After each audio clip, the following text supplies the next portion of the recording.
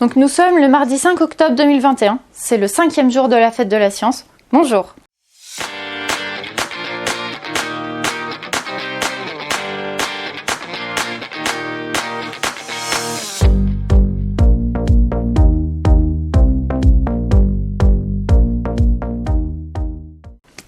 Aujourd'hui, on va démarrer avec une vidéo qui vous est proposée par le CNRS et vous allez découvrir comment les scientifiques étudient les climats passés grâce à des carottes de glace qui sont prélevées en Antarctique. La première fois que j'ai vu ces bulles d'air, quand je suis parti en Antarctique, tenir entre les mains des échantillons qui ont 400 000 ans, ça m'a fait quelque chose quand même.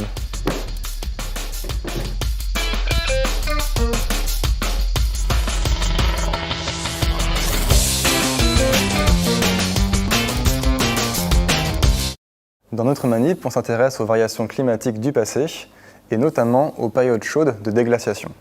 Moi je suis doctorant en glaciologie, et je cherche à savoir quelle était la composition de l'atmosphère dans le passé, mais aussi la température lors de ces périodes de réchauffement brutal. Pour cela, je me suis rendu en Antarctique, dans la station Concordia, où se trouve une immense carotte de glace de 3 km de long. J'y ai découpé 500 échantillons de glace que j'ai ramenés en France pour sonder leur mémoire. Sur la carotte, on a des échantillons qui vont entre 0 et 800 000 ans, et ceux que j'ai mesurés aujourd'hui, ils ont 418 000 ans. Sur les échantillons de glace que j'ai récupérés, en fait, il y a des mini-bulles de gaz qui sont à l'intérieur, piégées dans la glace. Donc en fait, je vais essayer de faire fondre la glace en elle-même pour récupérer cet air qui est piégé.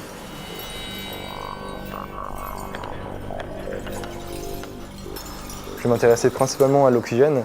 Donc je vais pouvoir reconnaître la composition atmosphérique dans le passé. Il y a une deuxième partie sur mes analyses. Donc en fait, c'est se peut concentrer davantage sur la glace, donc l'eau. Sur la molécule H2O, on a aussi encore de l'oxygène. Et en fait, il y a deux formes d'oxygène, un oxygène qui est lourd et un oxygène qui est léger. Et en fonction de ce ratio, on peut connaître aussi la température dans le passé. Tous les 100 000 ans, il y a un réchauffement climatique. Du coup, je m'intéresse spécialement à ces périodes-là, donc ces changements de température, pour comprendre qu'est-ce qui s'est passé à ces moments-là.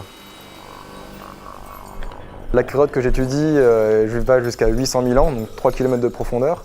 Et là, en fait, ils ont commencé un nouveau forage pour espérer avoir une carotte qui va jusqu'à 1,5 million d'années. C'est super intéressant parce que du coup, on va pouvoir aller encore plus loin dans le passé, donc la manip continue encore. Donc cette vidéo est disponible sur la chaîne YouTube CNRS Les Sciences à Paris-Saclay.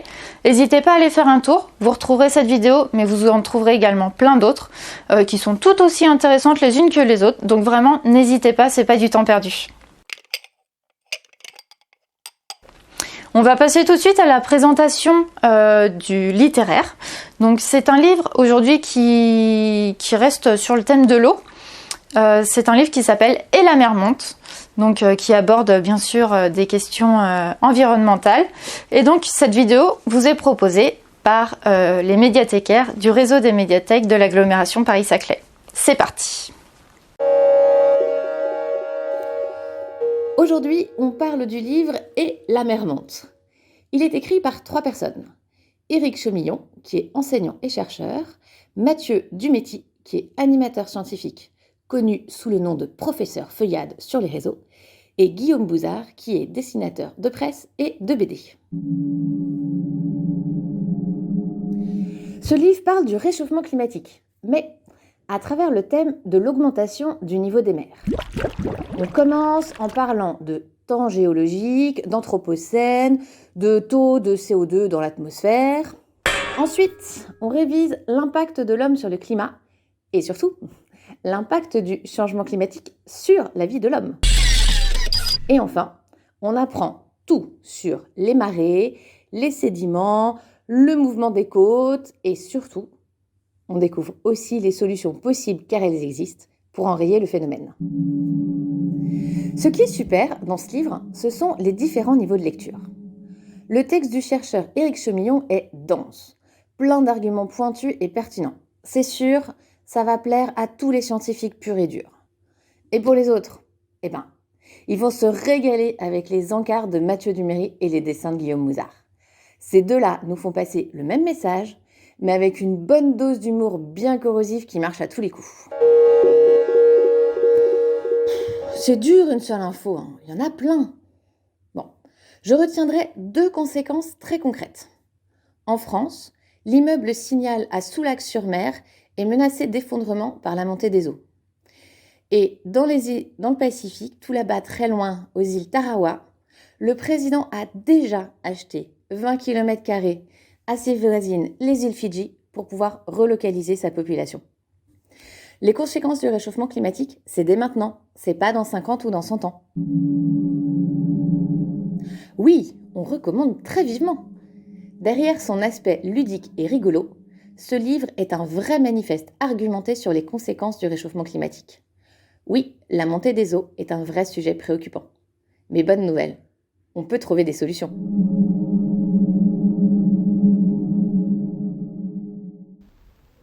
On va pouvoir passer dès maintenant au moment dédié aux plus jeunes.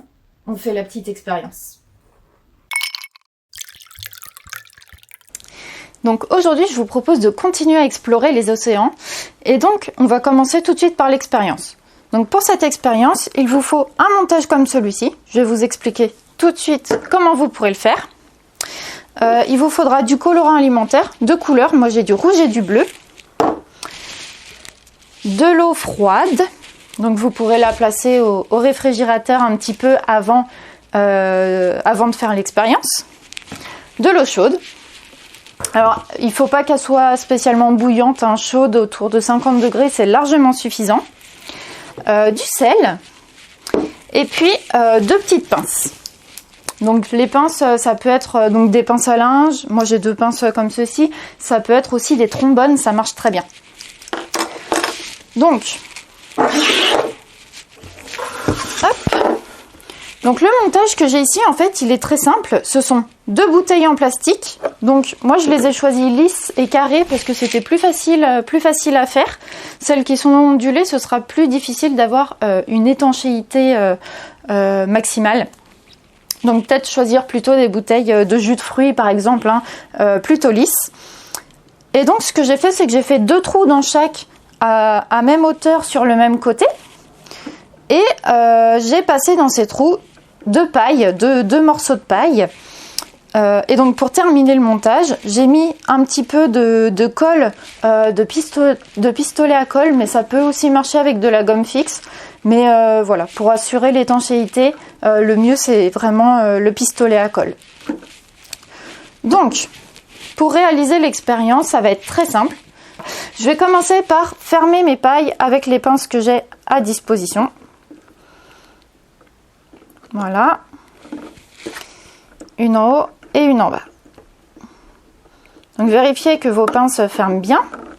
Donc comme ça, au fur et à mesure que je vais verser l'eau, elle ne pourra pas passer par les pailles. Donc je commence par verser l'eau froide.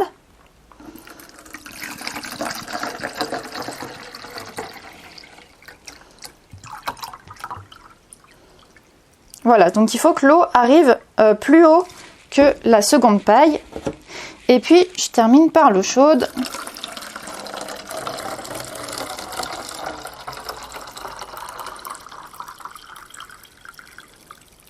Voilà. Donc ce que je vais faire tout de suite, c'est que je vais mettre du colorant alimentaire, donc classiquement rouge dans l'eau chaude. Et puis bleu dans l'eau froide.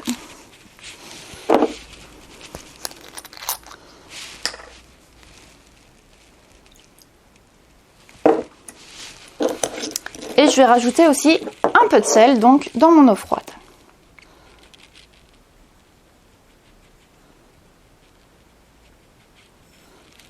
Et donc maintenant, je vais ouvrir voilà, les pailles en enlevant mes pinces et on va regarder ce qui se passe.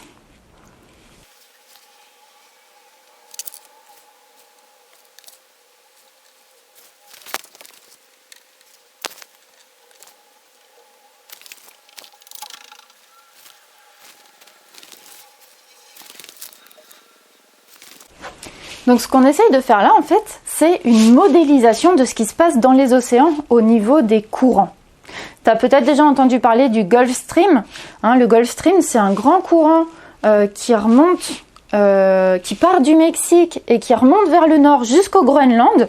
Et donc ils passent pas très loin de l'Europe. Hein. Et ensuite, au niveau du Groenland, ce qui se passe, c'est que les eaux chaudes donc, qui viennent du Mexique vont se refroidir. Et donc, à ce moment-là, en arrivant, en se refroidissant, elles vont plonger vers le fond des océans. Comment ça se fait ? Tu te rappelles peut-être de l'expérience d'hier où on a parlé de la densité des liquides.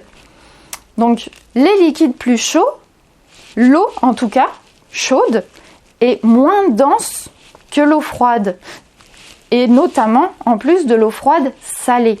Donc, ce qui se passe, c'est que au moment où elle se refroidit, l'eau, elle gagne en densité et donc elle plonge vers le fond et elle se retrouve à passer en dessous de l'eau chaude finalement.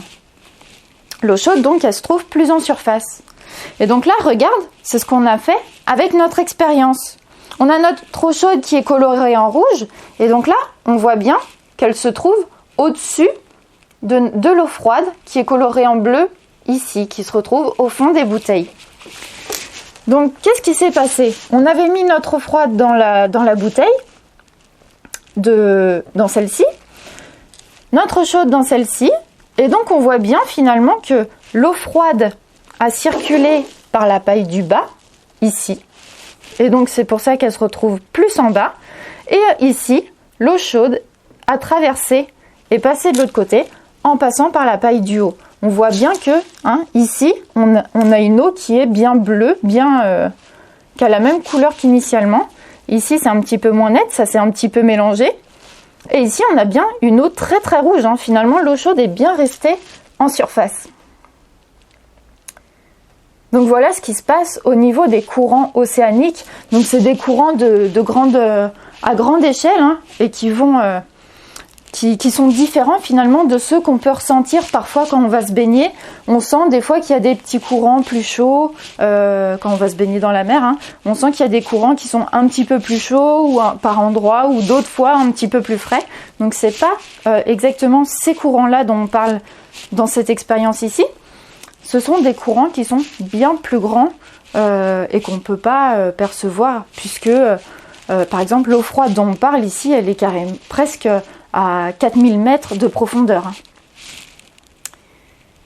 Mais voilà, ce sont des courants qui sont très importants, notamment pour le climat, parce que ils vont permettre de réguler le climat. Si on a ces climats, ces temps aussi doux en hiver, eh ben c'est finalement un petit peu grâce à cette eau chaude qui nous provient du Mexique, qui permet d'avoir un air plutôt doux en hiver.